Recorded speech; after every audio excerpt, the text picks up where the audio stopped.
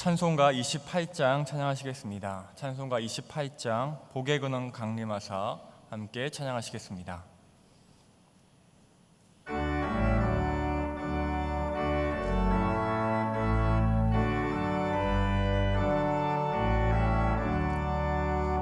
복의 근원 강림하사 찬송하게 하소서. 한량 없이 자비하심 측량할 길 없도다. 천사들의 찬송가를 내게 가르치소서. 구속하신 그 사랑을 항상 찬송합니다. 주의 크신 도움 받아 이때까지 왔으니 이와 같이 천국에도 이르기를 바라네. 하나님의 품을 떠나 죄에 빠진 예수 구원하시려고 보혈 흘려 주셨네. 주의 귀한 은혜 받고 일생 빚진 자 되네. 주의 은혜 사슬 되사 나를 주께 매소서. 우리 마음은 연약하여 범죄하기 쉬우니 하나님이 받으시고 천국인을 치소서.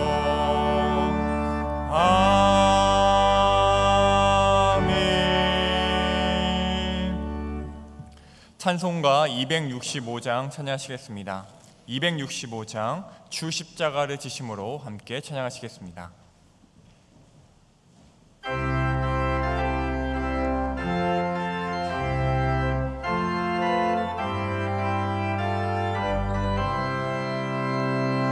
주 십자가를 지심으로 죄인을 구속하셨으니 그 피를 보고 믿는 자는 주님의 진노 면하겠네.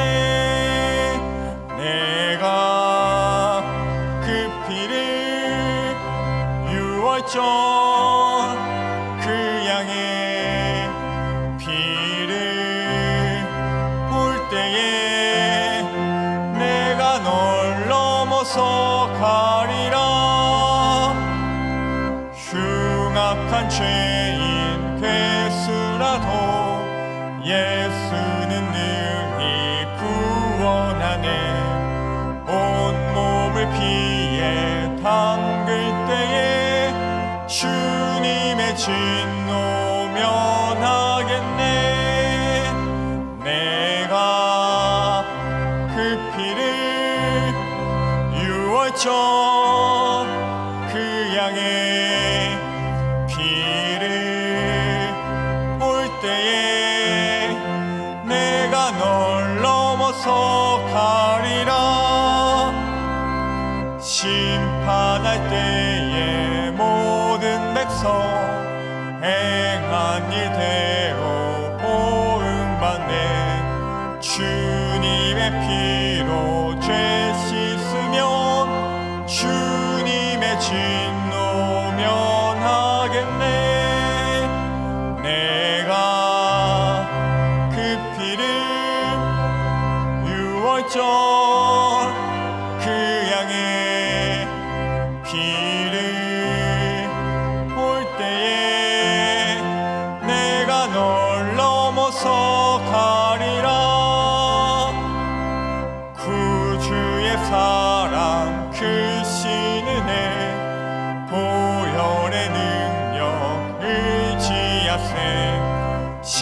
판에 굴이 내릴 때에 주님의 진노 면하겠네. 내가 그 피를 유월절 그 양의 길을 볼 때에 내가 널 넘어서 가리라. 아멘. 찬송가 419장 찬양하시겠습니다. 찬송가 419장 주 날개 및 내가 편안히 쉬네 함께 찬양하시겠습니다.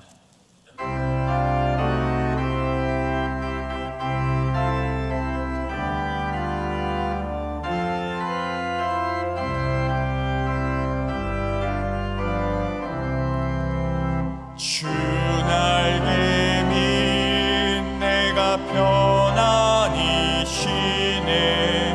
밤 깊고 비바람 불어쳐도 아버지께서 날 지켜주시니 거기서 편안히 쉬리로다. 주 날개 및 평안하다. 그 사랑 끊을 자니뇨. 주 날개 및 내 쉬는 영혼 영원히 거기서 살리. 주 날개 및 나의 피난처 되니 거기서 쉬기를 원하노라. 세상이 나를 위로치 못하나 거기서 평화를 누리리라. 주 날개 및 평안하다. 그 사랑 끊을 자니뇨. 주 날개 및 내 쉬는 영혼 영원히 거기서 살리.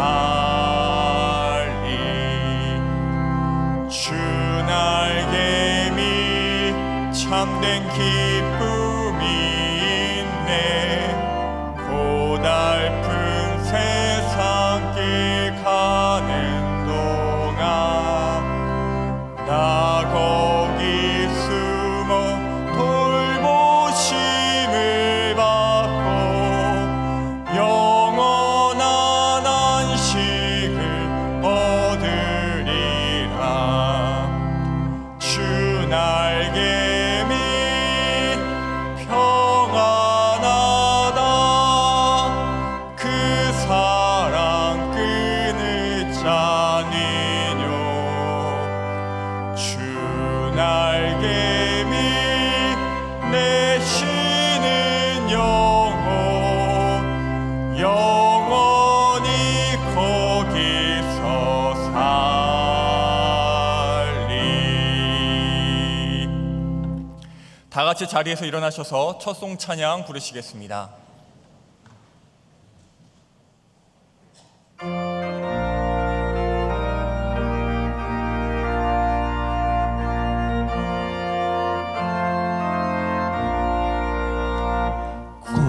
구세주를 아는 이들 찬송하고 찬송하세. 마음과 뜻과 힘 다하여 경배 드리세.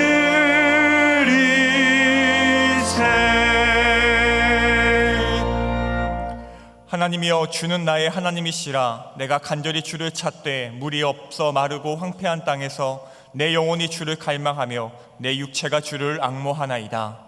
살아계신 하나님 아버지 감사드립니다. 우리를 하나님의 백성 삼아 주시고 하나님께서 우리의 하나님이 되어 주셔서 오늘도 왕 되신 주님 앞에 나오게 하시니 감사를 드립니다. 이 시간 오직 주를 앙망하오니 우리의 예배를 받아주시고 큰 은혜를 내려 주시옵소서. 예수님의 이름으로 기도드립니다.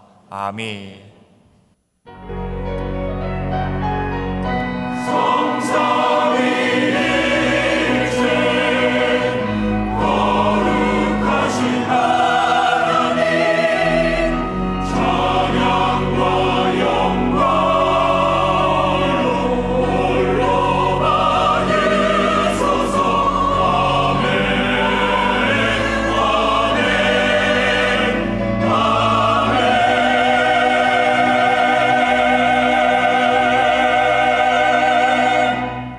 자리에 앉으셔서 찬송가 67장 찬송하시겠습니다.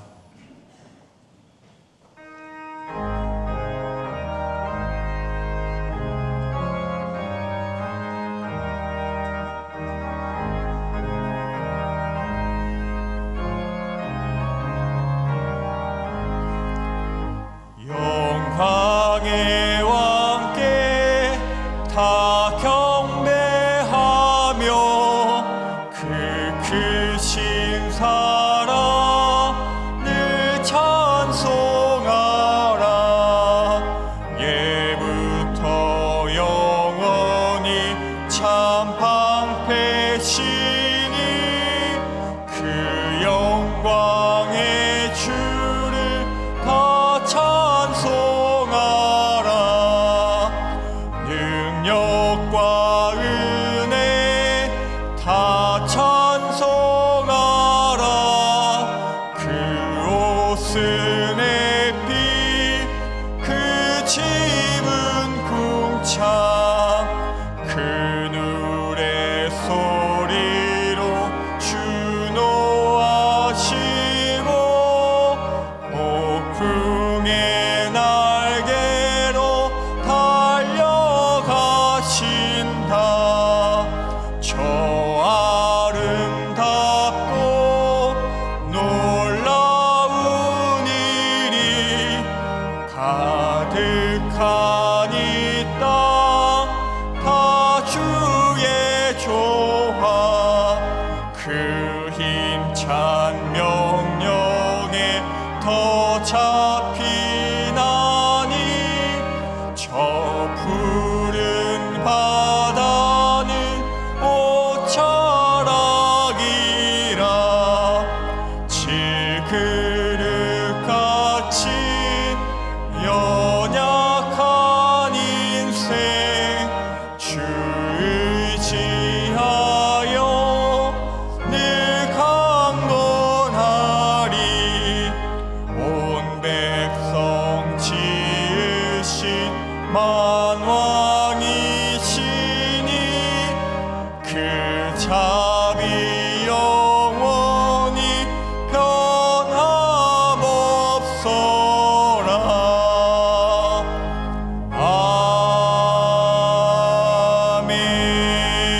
아멘. 사도신경으로 우리의 신앙을 고백하겠습니다. 나는 전능하신 아버지 하나님 천지의 창조주를 믿습니다. 나는 그의 유일하신 아들 우리 주 예수 그리스도를 믿습니다.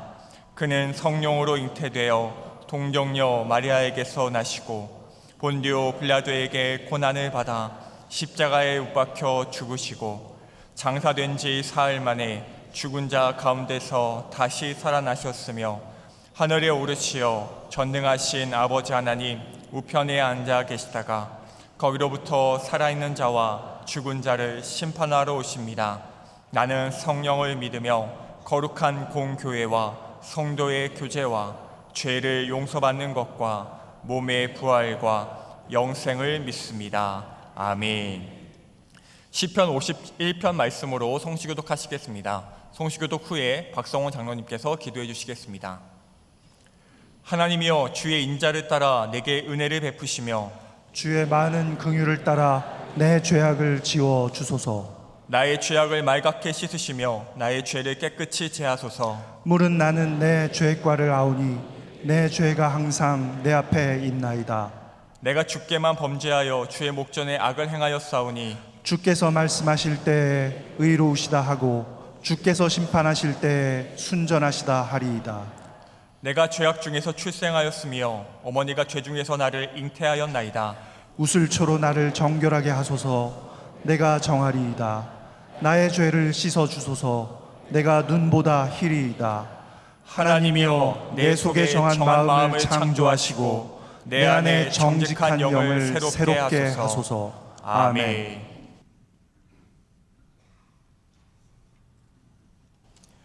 우리의 예배 중에 거하시며 우리와 늘 함께 하시는 하나님 아버지 감사드립니다.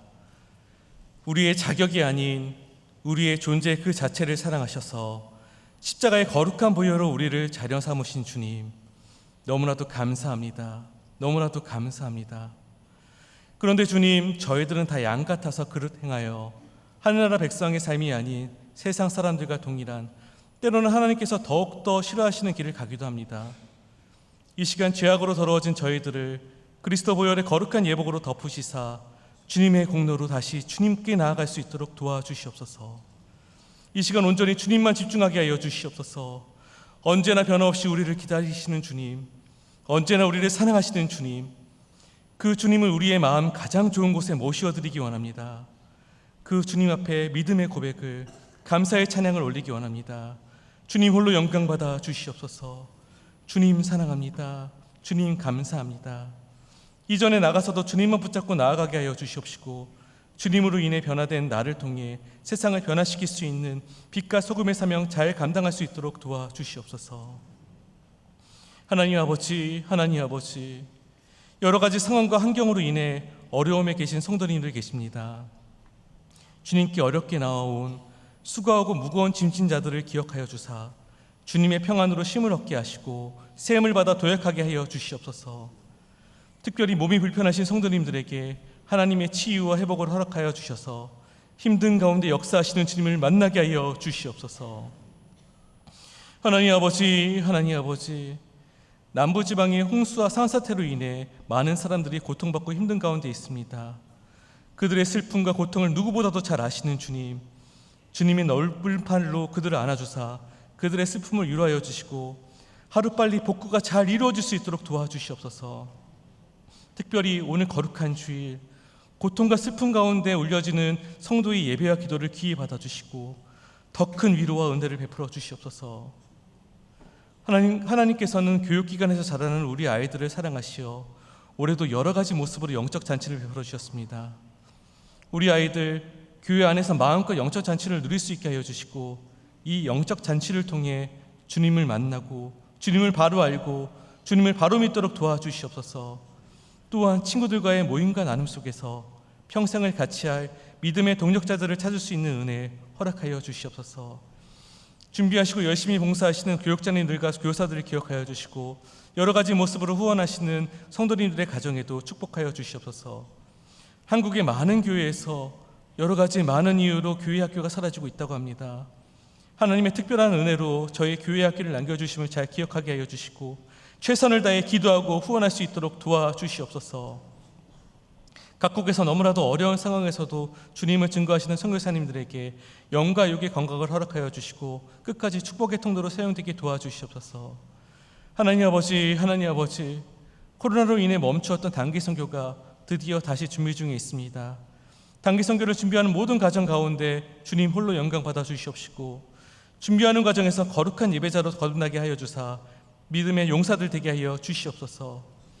귀한 박지원 담임 목사님을 세워주신 하나님 아버지 너무나도 감사합니다. 섬기는 모든 사역과 예배 가운데 성령 하나님의 은혜를 허락하사 능력을 더하여 주시옵소서. 순수함과 투명성을 잃지 않게 하시고 오직 복음으로 권세 있고 능력 있는 말씀을 선포하게 하여 주시옵소서. 담임 목사님을 도와 열심히 봉사하시는 부교역자님들 사역을 잘 감당할 수 있도록 지혜와 능력 더하여 주시고 영적으로도 물질적으로도 편안함을 더하여 주시옵소서. 샤론 찬양대에 준비된 향기로운 찬양 기뻐 받아 주시옵시고 샤론 찬양대원들의 삶 속에서도 승리의 찬양이 넘치게 하여 주시옵소서. 보이지 않는 곳에서 예배를 수종들고 있는 주의 종들을 기억하여 주시며 하나님의 예비된 축복으로 채워 주시옵소서. 감사드리오며 거룩하시고 존귀하신 예수님 이름으로 기도합니다. 아멘.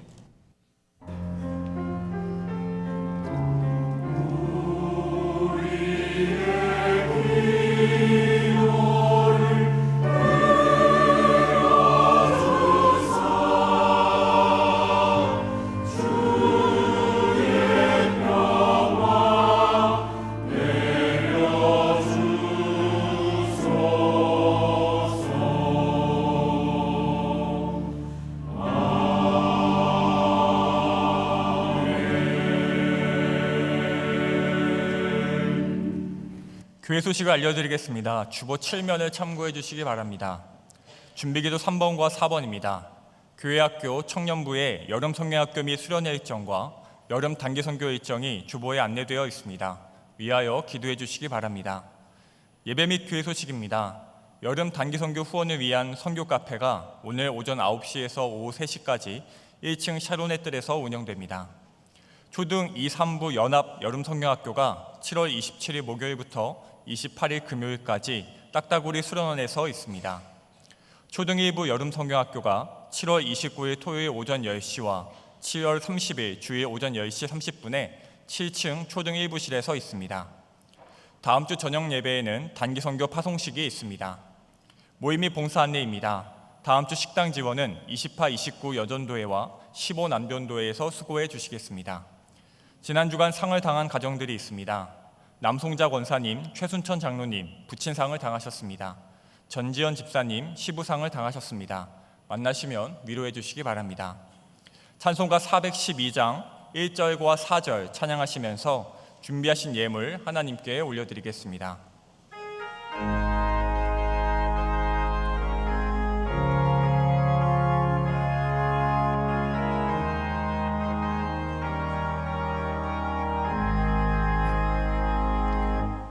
내 영혼의 극히 깊은 데서 맑은 가락이 울려나네. 하늘 곡조가 언제나 흘러나와 내 영혼을 고이 싸네.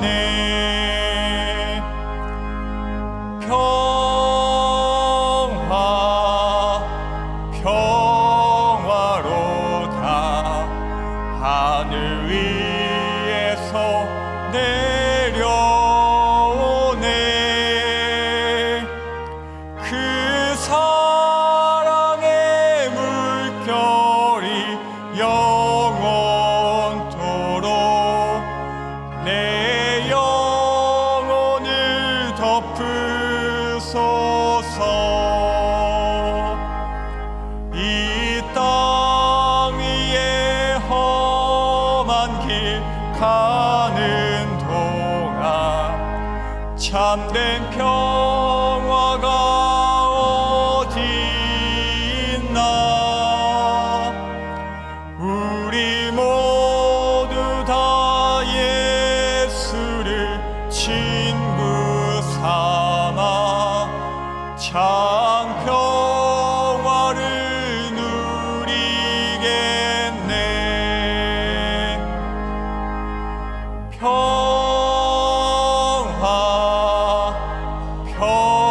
평화로다 하늘 위에서 내려오네.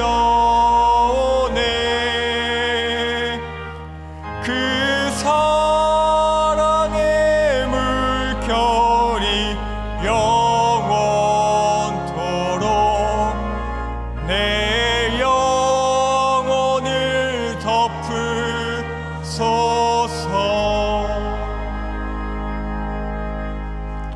자비하신 하나님, 이 시간 올려드린 예물 또 기쁨으로 받아주시는 줄 믿습니다. 주의 백성들이 이번 한 주간 또 이 장마철에 건강 상하지 않도록 지켜주시고 그 생업의 현장이 하나님의 도우심 가운데 번성할 수 있도록 주님 도와 주시옵소서. 우리의 자녀들, 청년들 여호와를 경외하는 믿음의 길 가도록 하나님께서 늘 저들을 앞장서서 인도해 주시고 퇴문과 결혼과 진학과 진로의 모든 문들이 활짝 열리도록 복을 내려 주시옵소서. 군에 가 있고 해외 나가 있는 이들, 이 어수선한 시대 가운데 악한 자들로부터 보호하여 주시고 저들에게 만남의 복으로 함께하여 주시옵소서. 하나님, 오늘도 사랑하는 우리 환우들이 주의 치유의 손길을 기다리고 있사옵니다. 주님께서 찾아와 주시옵소서. 주님께서 어루만져 주시옵소서. 주의 치유의 광선을 베풀어 주시옵소서. 그래서 오늘 이 시간 치유를 통해 그 입술의 간증과 찬양이 넘치도록 우리 환우들을 다시 일으켜 주시옵소서. 하나님 아버지, 강단의 꽃꽂이와 성미와 이모양 조모양으로 섬기는 모든 하나님의 백성들 위로하여 주시고 그 헌신을 받아주시고 그 헌신을 재료 삼아 하나님의 교회가 더욱더 든든히 세워져 가도록 하나님이 저들을 축복의 통로로 멋지게 사용하여 주시옵소서. 이 섬김에 필요한 모든 물질과 건강을 채워주시고 무엇보다도 날이 가면 갈수록 봉사하면 할수록 더욱더 주님과 몸된 교회와 주의 백성들을 사랑하는 하나님의 백성들로 변할 수 있도록 복을 내려 주시옵소서. 감사드리며 예수님 이름으로 기도합니다. 아멘. 오늘 우리에게 주시는 하나님의 말씀은 사무엘하 17장 14절 말씀입니다. 사무엘하 17장 14절 말씀, 구약성경 490페이지에 있습니다. 사무엘하 17장 14절 말씀 제가 봉독하겠습니다. 압살롬과 온 이스라엘 사람들이 이르되 아랫사람 후세의 계략은 아히도벨의 계략보다 낫다 하니 이는 여호와께서 압살롬에게 화를 내리려 하사 아히도벨의 좋은 계략을 물리치라고 명령하셨음이더라. 아멘.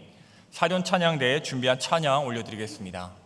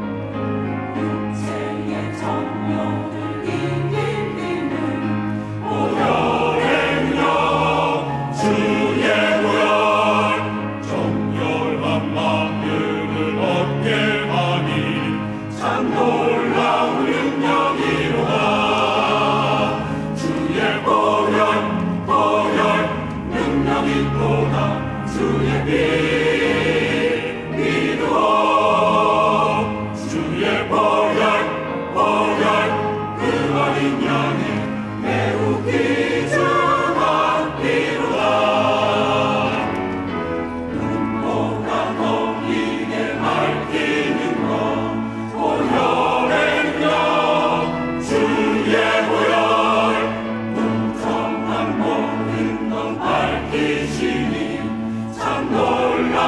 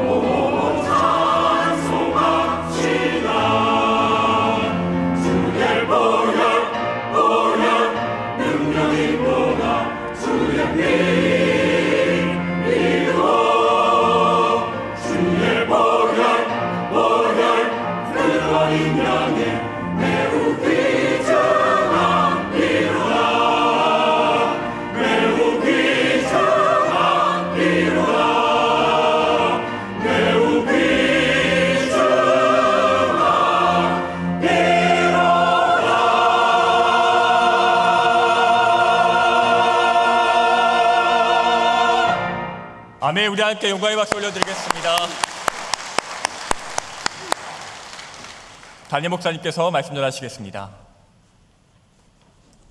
네, 샤론 찬양대 보혈 찬양 고맙습니다. 우리 가슴이 뜨거워지는 은혜로운 찬양이었습니다. 우리를 위해서 피 흘리신 우리 주님도 기쁨으로 받아주셨는 줄 믿습니다. 네, 오늘 이제 마지막으로 단기 선교 카페가 오늘까지 이제 열리게 될 텐데요. 우리 성도님들 많이 참여해 주시고요, 또 격려해 주시면 좋겠습니다. 지난주에 우리가 살펴본 대로 이 아들 압살롬이 반역했다는 소식을 들은 이 다윗은요, 예루살렘 궁을 버리고 이제 신하들과 함께 맨발로 울면서 도망을 갑니다. 그런데 다윗이 도망갈 때 다윗의 신하인 아히도벨이 이 압살롬의 쿠데타에 동참을 했다는 소식이 들려왔습니다.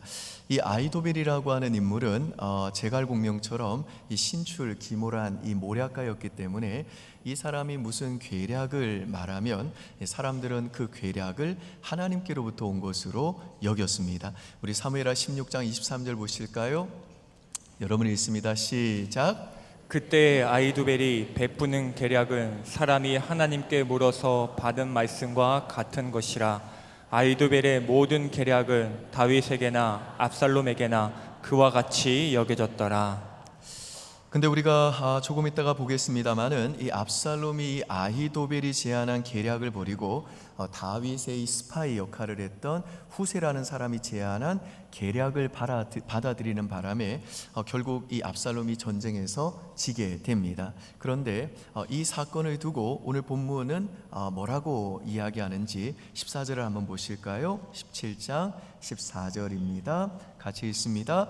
압살롬과 온 이스라엘 사람들이 이르되 아렉 사람 후세의 계략은 아히도벨의 계략보다 낫다 하니 이는 여호와께서 압살롬에게 화를 내리려 하사 아히도벨의 좋은 계략을 물리치라고 명령하셨음이더라. 무슨 말이죠? 압살롬이 왜 이 아히도벨의 계략을 버리고 후세의 계략을 선택하게 되었냐? 하나님이 그렇게 명령하셨기 때문이라는 거예요. 하나님이 그 모든 걸 주관하셨다는 겁니다. 압살롬이 선택을 하고 압살롬이 또 결정을 하는 것 같은데 그 배후에서 그것을 주도하고 있는, 숨겨있는 주체는 누구냐? 압살롬이 스스로 내린 그 선택을 통하여서 압살롬에게 화를 내리려고 계획하신 하나님이 주체시라는 것입니다. 하나님의 주권적인 다스림 아래에서 인간의 모든 선택이 이루어지고 있다는 것입니다. 자, 그렇다면 하나님이 이렇게 하신 이유가 뭘까요? 다윗은 착한 사람이고 압살롬은 나쁜 사람이기 때문일까요? 아닙니다. 따지고 보면요, 이 다윗도 이 밧세바와 간음하고 자신의 그 충직한 신하인 우리아를 죽인 죄인입니다. 나쁜 사람이라고요. 그런데 하나님께서는 왜 이 압살롬이 그 아히도벨의 좋은 계략은 버리고 후세의 계략을 받아들이게 했냐? 하나님이 다윗에게 하신 약속 때문이라는 겁니다. 사무엘하 7장 16절 보실까요? 여러분이 읽습니다. 내 집과 내 나라가 내 앞에서 영원히 보존되고 내 왕위가 영원히 견고하리라 하셨다 하라. 자, 이게 하나님께서 다윗에게 준 약속인데요. 그러니까 하나님은 지금 다윗이 잘했고 압살롬은 못했으니까 압살롬 너 망해라, 이렇게 그냥 감정에 따라 움직이시는 게 아니라는 겁니다. 그게 아니라 하나님은 지금 압살롬이 스스로 결정한 그 모든 선택을 활용하셔서 다윗에게 주신 너의 이 그 집과 내 나라가 또 내 왕위가 영원히 견고하리라, 이 약속대로 지금 그분의 뜻을 펼쳐가고 계시다는 것입니다. 이처럼 하나님께서 이 세상의 역사에 개입하시고 인간의 그 모든 선택 배후에서 그 선택을 주관하시고 활용하시고 그것들을 재료로 삼아 하나님의 뜻을 이루어 가시는 이 하나님의 일하심을 가리켜서 뭐라 그러냐? 하나님의 섭니다, 그럽니다.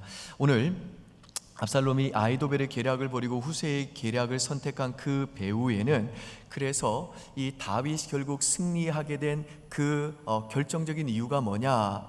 하나님의 섭리 때문이었다는 겁니다. 그래서 오늘 본문이 우리에게 주는 메시지는 뭐냐? 오늘 설교 제목이랑 같아요. 하나님의 섭리는 인간의 지혜를 이긴다는 것입니다. 여러분 저를 한번 따라해 보시겠어요? 하나님의 섭리는 인간의 지혜를 이긴다.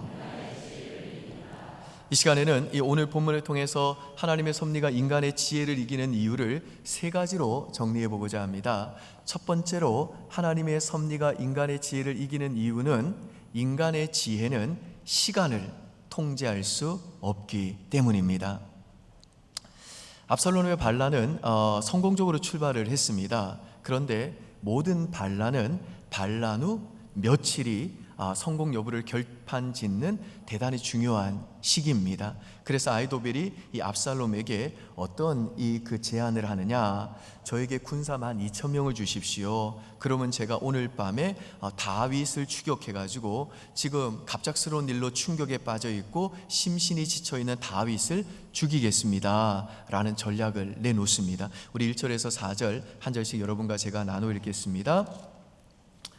아히도벨이 또 압살롬에게 이르되 이제 내가 사람 12,000명을 택하게 하소서.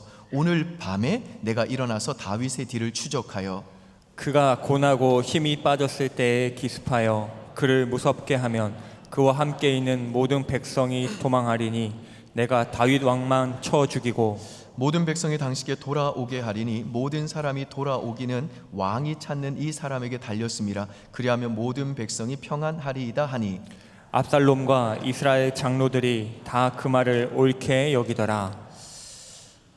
여러분 오늘 본문에 보면요, 이 아히도벨이 낸 계략을 하나님도 좋은 계략이다 인정하세요. 그래서 만일에 이 압살롬이 이 아히도벨의 계략대로 했더라면 이 압살롬의 반역은 성공했을 것이고 역사는 바뀌고 말았을 겁니다. 그런데 압살롬이 이 아히도벨의 좋은 전략을 바로 실행에 옮기지 않고 갑자기 후세라는 사람도 불러봐라, 그 사람의 말도 우리가 한번 들어보자, 이렇게 이야기를 한 거예요.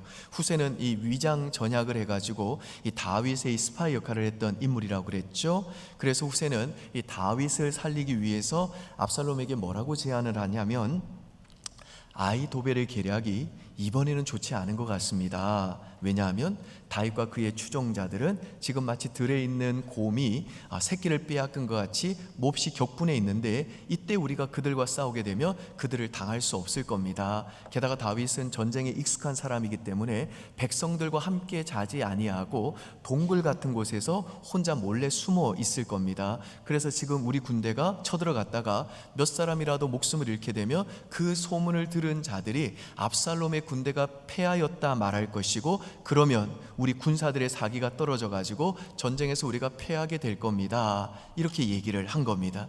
그러면서 후세가 압살롬에게 제안한 계략은 뭐냐?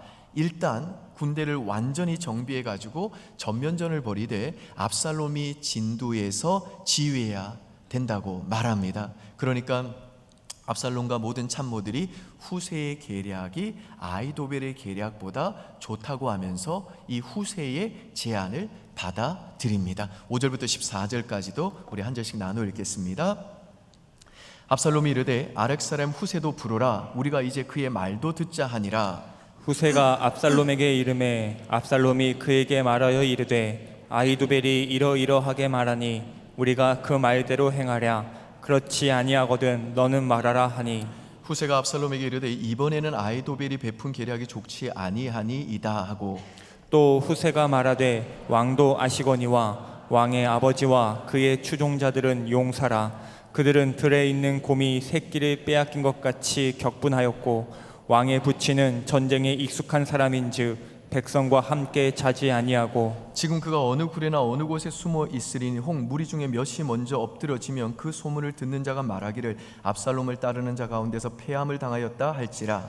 비록 그가 사자 같은 마음을 가진 용사의 아들일지라도 낙심하리니 이는 이스라엘 무리가 왕의 아버지는 영웅이요 그의 추종자들도 용사인 줄 알미니이다. 나는 이렇게 계략을 세웠나이다. 온 이스라엘을 단부터 부엘세바까지 바닷가의 많은 모래같이 당신께로 모으고 친히 전장에 나가시고 우리가 그 만날 만한 곳에서 그를 기습하기를 이슬이 땅에 내림같이 우리가 그의 위에 덮여 그와 그 함께 있는 모든 사람을 하나도 남겨두지 아니할 것이요. 또 만일 그가 어느 성에 들었으면 온 이스라엘이 밧줄을 가져다가 그 성을 강으로 끌어들여서 그곳에 작은 돌 하나도 보이지 아니하게 할 것이니이다 하매 압살롬과 온 이스라엘 사람들이 이르되 아렉 사람 후세의 계략은 아히도벨의 계략보다 낫다 하니 이는 여호와께서 압살롬에게 화를 내리려 하사 아히도벨의 좋은 계략을 물리치라고 명령하셨음이더라.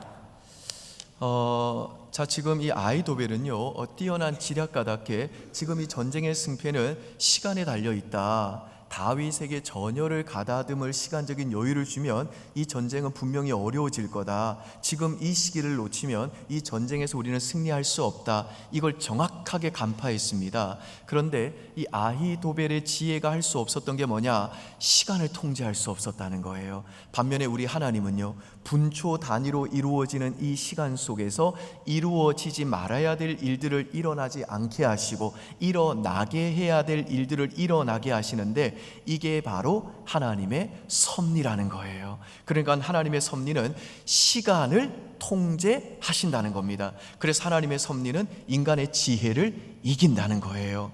여러분, 제가 지난번에 말씀드렸죠. 이 섭리라고 하는 말은 라틴어로 프로비덴치아라고 그러는데 프로는 앞에라는 뜻이고 비덴치아는 본다라는 뜻이라고 그랬죠. 그래서 프로비덴치아 하면 앞을 미리 본다, 앞에 있는 걸 미리 안다라는 뜻입니다. 그러니까 섭리란 뭐냐? 앞을 미리 다 보고 계시고 앞을 미리 다 알고 계시는 하나님이 그분의 계획과 뜻을 이루기 위해서 이 세상의 모든 것, 자연과 사람과 동물과 시간과 우연까지도 다 다스리고 통제하신다는 겁니다. 따라서 이 섭리라고 하는 단어는 오직 미래를 정확하게 아시는 하나님께만 사용할 수 있는 단어라는 것입니다. 이사야 41장 4절 보실까요? 시작. 이 일을 누가 행하였느냐? 누가 이루었느냐? 누가 처음부터 만대를 불러내었느냐? 나 여호와라. 처음에도 나요, 나중 있을 자에게도 내가 곧 그니라. 무슨 말이죠? 하나님은 처음부터 끝까지 계시는 분이기 때문에 처음과 끝을 다 아시는 분이라는 거예요. 그래서 하나님은 내 인생의 앞을 미리 다 보고 계시고 앞을 미리 이미 다 알고 계시기 때문에 내가 마음으로 계획하고 내가 선택하고 내가 결정한 그 모든 것들을 활용하고 그것들을 재료 삼아 가지고 결국 하나님의 계획과 그 뜻과 약속이 내 삶 속에 이루어지도록 내 인생에 일어나는 모든 일들을 세밀한 분초까지도 다스리고 통제하신다는 것입니다. 이게 하나님의 섭리라는 거예요. 그래서 여러분, 하나님의 섭리는요 내가 시간을 통제하고 있다는 교만을 버리게 만듭니다. 내가 타이밍을 잘 안다 이런 말 못하게 한다는 거예요. 하나님의 섭리는 시간을 내가 통제할 수 있다는 환상, 이건 내려놓게 만든다는 것입니다. 반대로 이 하나님의 섭리는요 우리에게 소망도 주는데요. 무슨 소망이냐? 내가 지금 시간적으로는 도저히 통제가 안 될 때에도 시간의 주인은, 타이밍의 주인은 내가 아니라 하나님이다. 하나님의 섭리 가운데 그분이 정하신 때에 차례차례 그분의 뜻이 반드시 내 인생 속에 이루어질 거다라는 이 소망도 준다는 것입니다. 그러니까 하나님의 섭리는 이 시간을 통제할 수 있다고 하는 우리의 환상을 다 깨부수면서 동시에 우리의 미래를 아시는 그 하나님을 겸손히 의지하게 만드는 능력이 있다라는 것입니다. 믿습니까, 여러분? 두 번째, 하나님의 섭리가 인간의 지혜를 이기는 이유는 인간의 지혜는 앞으로 일어날 사건을 통제할 수 없기 때문입니다. 우리가 이미 살펴본 대로 이 아히도벨은요 전쟁의 승패 여부가 시간에 달려 있다는 걸 깨뜨려 볼 만큼 뛰어난 지혜를 가진 사람입니다. 그런데 아히도벨의 그 뛰어난 지혜, 하나님마저도 인정하신 그 아히도벨의 그 뛰어난 지혜가 통제할 수 없는 게 있었는데 그게 뭐냐? 압살롬이 자기의 계략을 버리고 후세의 계략을 받아들이는 그 사건은 통제할 수 없었다는 거예요. 그러니까 이 아히도벨은요 압살롬이 자기의 그 계략이 아닌 이 후세의 계략을 받아들일 거는 꿈에도 생각을 못했다는 겁니다. 그러니까 인간의 지혜는 아무리 뛰어난다 할지라도 앞으로 일어날 사건을 통제할 수 없다는 거예요. 그래서 전도서 기자가 이렇게 말씀합니다. 한번 보시죠. 전도서 2장 18절과 19절입니다. 시작. 내가 해 아래에서 내가 한 모든 수고를 미워하였노니 이는 내 뒤를 이를 이에게 남겨주게 됨이라. 그 사람이 지혜자일지 우매자일지야 누가 알리냐마는 내가 해 아래에서 내 지혜를 다하여 수고한 모든 결과를 그가 다 관리하리니 이것도 헛되도다. 자, 이게 무슨 말이냐면요, 내가 굉장히 똑똑하고 머리가 비상하고 지혜로운 사람이에요. 그래서 내가 내 지혜를 잘 활용해 가지고 아주 열심히 살았고, 열심히 뭘 쌓아놓고, 열심히 저축했고, 열심히 어떤 틀을 만들어 놨습니다. 그런데 어리석은 사람이 내 뒤에서 그걸 이어받아 가지고 내가 열심히 이룩해 놓은 그 모든 것들을 순식간에 바꾸어 놓더라는 거예요. 그래서 내가 열심히 쌓아 올린 것들이 내가 원한 만큼 오래 가지 못한다는 겁니다. 그래서 인생이 참 헛되다, 그렇게 지금 고백하는 겁니다. 그러니까 사람은요, 아무리 똑똑해도 내가 성취해 놓은 그 모든 일들을 앞으로 똑똑한 사람이 인수인계 받을지 바보가 인수인계 받을지를 통제할 수가 없다는 거예요. 이 좋은 예가 영국이 유럽연합인 EU를 탈퇴한 브렉시트 사건입니다. 유럽연합이 만들어진 이유가 뭐냐? 2차 대전이 끝나고 1940년대부터 우리가 너무 치고받고 싸우면 이렇게 피를 많이 흘리니까 이제 좀 그만 좀 싸우자. 그러려면 우리가 계속 협력해야 되고 하나의 유럽을 만들어야 된다 해가지고 만들어졌다는 거예요. 근데 이 일에 가장 앞장섰던 인물이 누구냐? 영국의 수상이었던 윈스턴 처칠이었다는 거예요. 처칠이 얼마나 고생을 했겠습니까? 얼마나 노력을 했겠냐고요. 그래서 처칠의 그 노력의 결과로 1993년에 드디어 유럽연합이 만들어졌다는 거예요. 그런데 그로부터 약 한 20년도 지나지 않아서 2016년도에 영국이 온 국민 투표를 해가지고 유럽연합을 탈퇴하면서 아예 그거 다 싸그리 없애버리는 일이 발생했다는 겁니다. 그러니까 처칠이 유럽을 하나로 묶는 위대한 일의 파운더, 시초가 됐고, 그 의미 있는 일을, 큰 일을 하는데 틀을 만들었지만 20년 내에 그거 다 바뀌었다는 거예요. 그러니까 인간의 지혜가 아무리 열심히 큰 일을 성취한다고 해도 인간의 지혜는요, 앞으로 일어날 사건을 통제할 수 없다는 겁니다. 반면에 우리 하나님은요, 처음과 끝을 다 아시기 때문에 하나님의 섭리는 인간의 지혜를 이긴다는 것입니다. 여러분, 우리 중에 누구도 우리의 미래를 알지 못합니다. 아무도 알 수 없어요. 앞에 뭐가 있는지 알 수가 없습니다. 그래서 이런 얘기가 있잖아요. 사마귀 한 마리가 매미를 노리고 있었어요. 매미를 노리고 있는데 매미는 자기가 죽을지도 모르고 노래만 부르고 있는 거예요. 멍청한 놈이죠. 근데 또 가만히 보니까 그 사마귀 뒤에서 참새가 노리고 있는 거예요. 근데 사마귀는 이 멍청한 게 참새가 자기 죽이려고 그러는 것도 모르고 매미 먹을 생각에 침만 꼴딱꼴딱 삼키고 있는 거예요. 근데 그 참새 뒤에 보니까 뱀이 혀를 낼름낼름 하고 있는 겁니다. 그것도 모르고 이 참새는 좋아하고 있는 거예요. 그러니까 새 대가리라고 그러죠. 그러니까 이 뱀 뒤 보니까 또 뱀꾼이 또 있는 거예요. 막대기 가지고 뱀 잡아가지고 뱀술 만들어 먹으려고 지금 준비를 딱 하고 있는데 그것도 모르고 이 뱀은요, 참새 먹을 생각에 흐뭇해하고 있다는 거예요. 여러분, 어쩌면 저와 여러분의 인생이 그렇지 않나요? 지금 매미같이 열심히 살아요. 혼자 바등바등 열심히 산다고요. 내 뒤에 사마귀 있는 거 모르고, 사마귀는 또 신나게 살아요. 뒤에 참새 있는 거 모르고, 참새도 또 즐겁게 살아요. 뒤에 뱀 있는 거 모르고, 뱀은 또 자기가 왕인 줄 알아요. 뒤에 뱀꾼 계시는데, 근데 뱀꾼 뒤에는 또 누가 있을까요? 몰라요. 우리 배후에 누가 있는지 모른다고요. 그런데 이 모든 것을 주관하시는 분이 누구라고요? 우리 인생의 처음과 끝을 아시는 하나님이 이 모든 걸 주관하고 계신다는 겁니다. 이 세상을 창조하시고 만물을 붙드시고 저와 여러분의 생명과 죽음을 주관하시는 하나님이 우리 인생을 그 섭리의 손으로 단단히 붙잡고 인도하고 계시다는 것입니다. 믿습니까, 여러분? 세 번째로 이 하나님의 섭리가 인간의 지혜를 이기는 이유는 인간의 지혜는 사람을 통제할 수 없기 때문입니다. 우리 11절과 12절 다시 한번 보실까요? 여러분이 있습니다. 시작. 나는 이렇게 계략을 세웠나이다. 온 이스라엘을 단부터 브엘세바까지 바닷가의 많은 모래같이 당신께로 모으고 친히 전장에 나가시고 우리가 그 말란만한 곳에서 그를 기습하기를 이슬이 땅에 내림같이 우리가 그의 위에 덮여 그와 그 함께 있는 모든 사람을 하나도 남겨두지 아니할 것이요.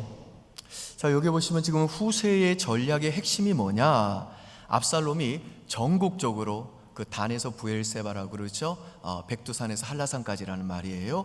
그가 정말 그 전국적으로 그 군대를 모으면 전 국민의 지지를 얻게 될 것이고, 또 그가 진두지휘를 하게 되면 그의 명성이 그만큼 드러나게 될 거라는 거예요. 그러니까 압살롬이 왜 이 아히도벨의 좋은 계략을 버리고 후세의 계략을 선택했느냐? 그 이유가 뭐냐? 이 전쟁에서 자기를 가장 돋보이도록 만들고 싶어하는 압살롬의 그 허영심과 교만 때문이었다는 겁니다. 그리고 하나님께서는 그 압살롬 안에 있는 그 허영심과 교만을 정확하게 꿰뚫어 보시고 압살롬이 그 허영심과 교만 때문에 스스로 화를 당하게 되는 길로 가게 하셨다는 거예요. 교만이 패망의 선봉이라는 겁니다. 그러니까 이 아히도벨은 전쟁을 단번에 승리할 수 있게 만드는 탁월한 지혜를 가진 자였지만 아히도벨의 그 지혜는요, 허영심과 교만으로 움직이는 압살롬의 그 마음까지는 통제할 수가 없었다는 거예요. 인간의 지혜는 사람을 통제할 수 없다는 겁니다.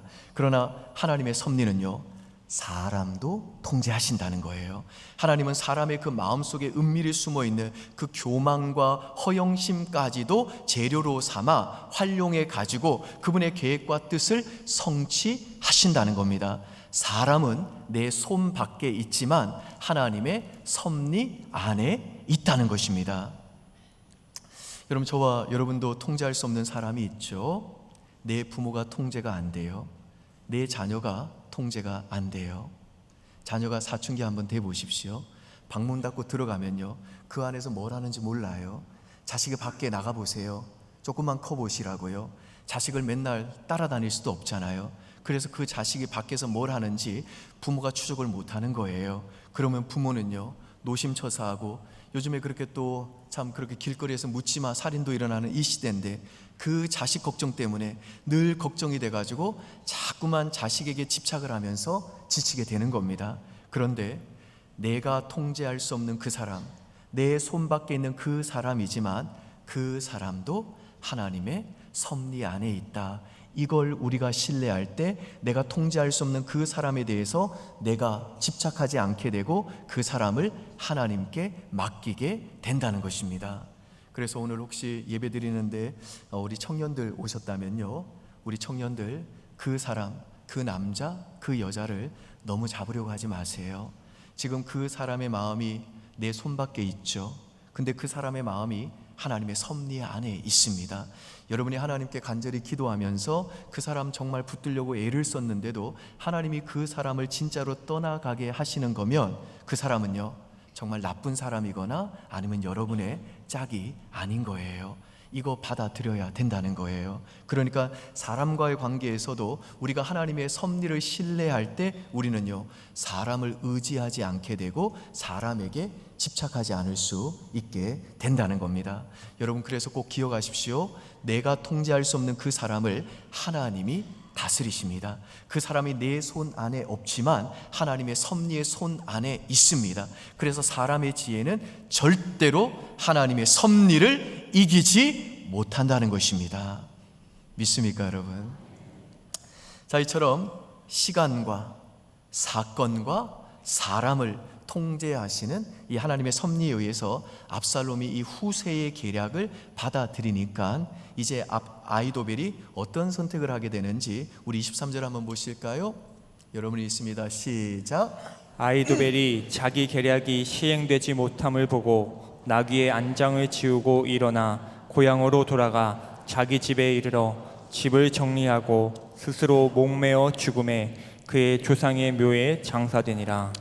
여러분, 지금 이 아히도벨은요, 압살롬이 자기 의견 안 받아줬다고 기분 나빠가지고 이런 극단적인 선택을 한 게 아닙니다. 그게 아니라 이 아히도벨은요, 척하면 이 심리 밖을 내다보는 사람이기 때문에 자기의 계략이 받아들이지 않는 걸 보고는 이 전쟁은 안 되겠구나 라고 패배를 예측을 한 겁니다. 그래서 이젠 다 끝났다 라고 자포자기한 심정으로 이런 극단적인 선택을 했다는 거예요. 그러니까 하나님의 섭리가 인간의 지혜를 이긴 거예요. 근데 여러분, 오늘 여러분들은 이 아히도벨의 죽음을 보면서 무슨 생각이 드십니까? 야, 잘됐다, 자업자득이다, 혹시 이런 생각이 들지 않습니까? 근데 우리 하나님은 어떤 심정인지 에스겔 33장 11절 보시죠. 시작. 너는 그들에게 말하라. 주 여호와의 말씀이니라. 나의 삶을 두고 맹세하노니 나는 악인이 죽는 것을 기뻐하지 아니하고 악인이 그의 길에서 돌이켜 떠나 사는 것을 기뻐하노라. 이스라엘 족속아, 돌이키고 돌이키라. 너희 악한 길에서 떠나라. 억지 죽고자 하느냐 하셨다 하라. 에스겔서 16장 6절도 보시죠. 제가 읽습니다. 내가 내 곁으로 지나갈 때에 내가 피투성이가 되어 발짓하는 것을 보고 내게 이르기를 너는 피투성이라도 살아 있으라. 다시 이르기를 너는 피투성이라도 살아 있으라 하고, 여러분, 이 말씀은요, 정말 징글징글하게 하나님 말씀 안 듣고 하나님께 반역하고 우상 숭배하고 하나님 대적하다가 결국 그 인생의 밑바닥까지 추락한 이스라엘 백성들에게 하나님이 주신 말씀입니다. 그러니까 우리 하나님은 어떤 분이시냐? 내가 하나님께 배은망덕했음에도 불구하고 내가 하나님의 섭리보다 내 머리를, 내 열심을, 내 지혜를 믿고 살다가 아히도벨처럼 내가 계획한 대로 일이 풀리지 않아가지고 마치 갓 태어난 피투성이 아이가 길거리에 버림받은 것처럼 이 세상과 사람들에게 버림받아가지고 이제 내 인생 끝났어, 내 삶에는 이제 소망이 없어 라고 절망하고 있는 우리를 향해 너는 그래도 제발 살아라, 너는 피투성이라도 제발 살아만 있어라 라고 말씀하시는 하나님이시라는 겁니다. 여러분, 저는요, 제 인생이 아무리 힘들고 고통스러워도요, 때로는 정말 죽고 싶은 마음이 들지라도요, 날 지으신 신이 내가 뭐라고 피조물인 나한테 그래도 제발 살아만 있어다오 라고 말씀하신다는 이 사실이 바로 제가 이 땅을 그래도 살아갈 이유가 됩니다. 천지를 만드신 하나님이 내가 뭐라고, 내가 그분을 대적하고 배은망덕했음에도 불구하고 내 잘못 때문에 내 인생이 밑바닥에 추락했음에도 불구하고 날 살리기 위해 직접 인간으로 이 땅에 와가지고 날 위해 대신 죽어주시고 너는 피투성이라도 제발 살아만 있어다오 라고 말씀해 주시는, 도무지 제 머리로는 이해할 수 없는 하나님의 이 사랑이 바로 내 삶이 아무리 고통스러워도 그래도 내가 살아갈 이유가 되고 살아갈 힘이 된다는 것입니다. 여러분, 오늘 아들이 칼을 들이대고 정말 가장 사랑하는 아들 아니었습니까? 그 가장 사랑했던 아들이, 가장 기대했던 그 아들이 칼을 들이대가지고 도망가는 이 다윗도요, 사실 죽고 싶은 이유를 찾으려고 하면 365가지였지만 살아야 될 이유는 단 한 가지도 없는 사람이었습니다. 그렇잖아요. 지금 다윗도 맨발로 울면서 죽음의 땅을 걷고 있다는 것입니다. 그런데 다윗이 이 죽음의 땅에서도 다시 살아난 이유를 시편에서 이렇게 고백을 합니다. 시편 27편 12절과 13절 보시죠. 시작. 내 생명을 내 대적에게 맡기지 마소서. 위증자와 악을 토하는 자가 일어나 나를 치려 함이니이다. 내가 산자들의 땅에서 여호와의 선하심을 보게 될 줄 확실히 믿었도다. 무슨 말이죠? 하나님, 죽은 자의 땅에서 내가 죽은 자로 걸어가지 않겠습니다. 하나님이 반드시 나를 이 죽음의 땅에서 끌어내어 산자의 땅에 나를 세워주실 줄 믿습니다. 그리고는 이걸 확신하고 난 뒤에 다윗이 자기 영혼에게 외치는 소리가 이겁니다. 시편 27편 14절입니다. 시작. 너는 여호와를 기다릴지어다. 강하고 담대하며 여호와를 기다릴지어다. 그러니까 죽은 자의 땅을 걸어가던 다윗이 어떻게 죽지 않고 살아났는가 보니까 하나님을 향한 소망이 있었다는 거예요. 하나님, 오늘은 내가 죽음의 땅을 걸어가지만 하나님은 반드시 나를 살려 산자의 땅에 나를 세워주실 것입니다. 그리고는 자기 영혼을 향해 이 믿음 가지고 스스로 외쳤다는 겁니다. 내 영혼아, 너에게는 그래도 하나님이 있지 않느냐. 온 세상이 널 대적해도 하나님은 너 편이지 않느냐. 그러니 지금 네 뜻대로 일이 된다고 해서 낙심하지 말아라. 조급해하지 말아라. 대적이 널 향해 칼 들고 온다 해서 두려워하거나 절망하지 말아라. 내 영혼아, 너는 여호와를 기다릴지어다. 여기서 이 여호와를 기다린다라는 말은 여호와를 바란다, 여호와를 앙망한다, 여호와를 의지한다라는 뜻입니다. 사랑하는 여러분, 저와 여러분도 살다 보면요, 삶이 너무 고통스러울 때가 있어서 가끔씩 착각을 합니다. 죽는 게 사는 것보다 나을 것 같은 착각이 누구나 찾아옵니다. 죽는 사람 보면 걱정도 없는 것 같고 근심도 없는 것 같고, 나는 왜 살아서 이렇게 근심을 가지고 사는가 하면서 죽음이 건네는 그 속삭임이 들려옵니다. 그래서 내가 살아야 할 이유를 모르겠고 계속해서 마귀가 내 귀에다 대고, 너 그렇게 사나니 차라리 죽는 게 낫지 않겠냐, 너 여러 사람 고생시키지 말아라, 너 하나 딱 떠나면 너 때문에 고생하는 가족들이 얼마나 편하겠냐, 며칠은 울겠지, 그런데 너 하나 떠나고 나면 다 편한 거야 라고 속삭이는데, 이 마귀의 음성이 너무 맞는 말처럼 들린다는 겁니다. 그런데 여러분, 이 마귀의 음성 들으면 안 됩니다. 여러분이 들어야 될 음성은 뭐냐? 너는 피투성이라도 제발 살아만 있어다오. 이 하나님의 음성이라는 것입니다. 여러분이 사도행전에 보면 빌립보 간수들이 스스로 자결하려고 그럴 때 바울이 그들을 향해 이런 말을 해요. 사도행전 16장 31절입니다. 시작. 이르되 주 예수를 믿으라. 그리하면 너와 내 집이 구원을 받으리라 하고. 이 말씀 듣고요, 그 죽으려고 했던 간수와 그 모든 가족들이 예수 믿게 되고 구원받습니다. 죽을 인생이 예수 믿고 살아갈 이유와 살 소망을 발견했다는 겁니다. 여러분, 제가 예전에 말씀드렸죠. 저는 정말 예수 믿고 하나님 만나서 인생이 바뀐 사람이라고요. 그래서 불신자들이 저한테, 목사님 솔직히 한번 얘기해 보십시오, 예수님 믿으면 팔자가 바뀝니까? 그렇게 물어보면요, 저는 좀 조속한 표현일지 모르겠습니다만은, 예수 믿고 하나님 만나면 팔자가 바뀝니다. 뭘로 바뀝니까? 죽을 팔자가 살 팔자로 바뀝니다 라고 말할 수 있습니다. 아멘이세요? 그러므로 사랑하는 여러분, 주 예수를 믿으십시오.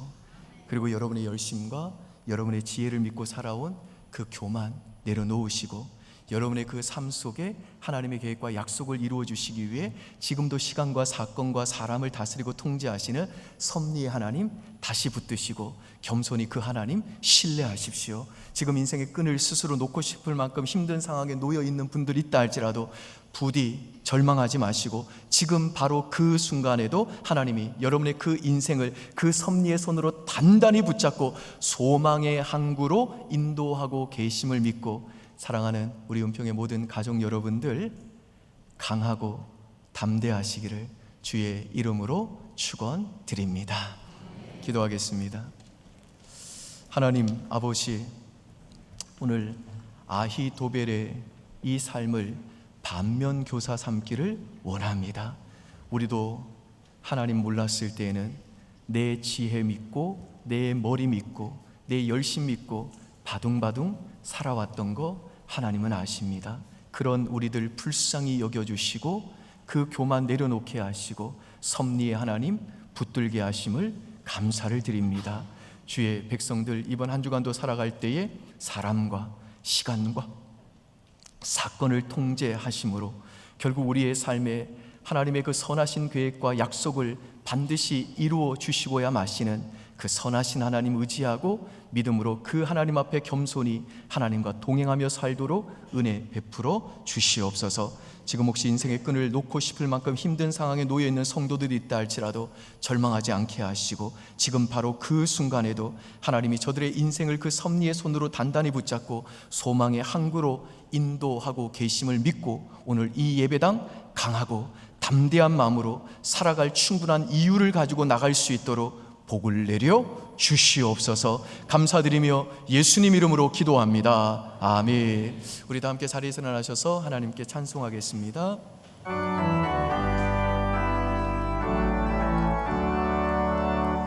이것이 나의 간증이요, 이것이 나의 찬송일세. 나 사는 동안 끊임없이 구주를 찬송하리로다. 아멘.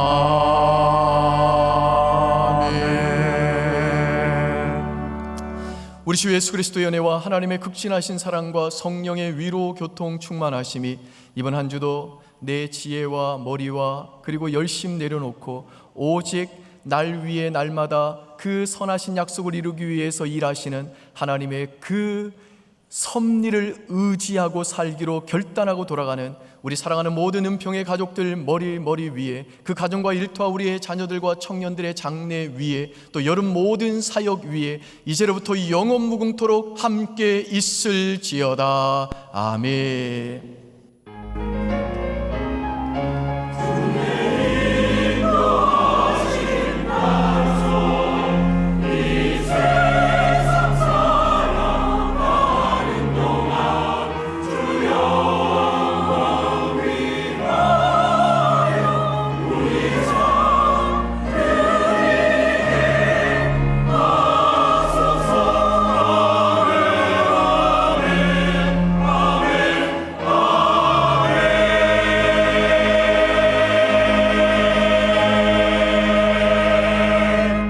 하나님께서 우리 예배를 받으셨습니다. 박수로 영광 올려드리겠습니다. 샤론 찬양대 수고하셨습니다. 박수로 격려하겠습니다. 고맙습니다. 우리 서로 이렇게 인사하고 이어지겠습니다. 섭리 하나님이 우리 편입니다. 네, 그 믿음을 한 주간 또 승리하십시오. 고맙습니다. 평안히 돌아가시고요. 저녁 예배 때 뵙겠습니다.